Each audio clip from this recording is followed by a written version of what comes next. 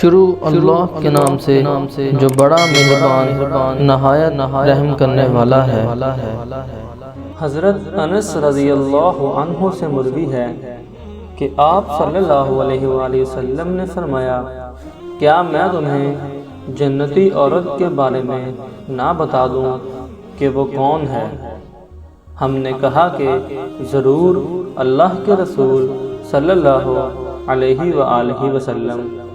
آپ صلی اللہ علیہ وآلہ وسلم نے فرمایا، شوہر پر فرشتہ زیادہ بچے جننے والی، جب یہ غصہ ہو جائے یا اسے کچھ برا بھلا کہہ دے یا اس کا شوہر ناراض ہو جائے تو یہ عورت اپنے شوہر کو راضی کرتے ہوئے کہے، میرا ہاتھ تمہارے ہاتھ میں ہے، میں اس وقت تک نہ سوؤں گی جب تک تم خوش نہ ہو جاؤ۔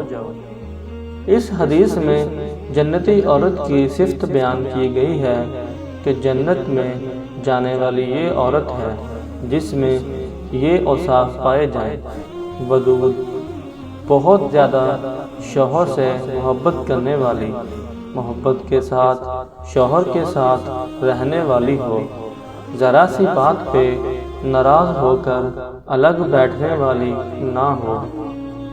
دوسری صفت ہے ولود، زیادہ بچے جننے والی عورت، قابل تعریف اور اللہ اور اس کے رسول کے نزدیک بہت زیادہ پسندیدہ ہے۔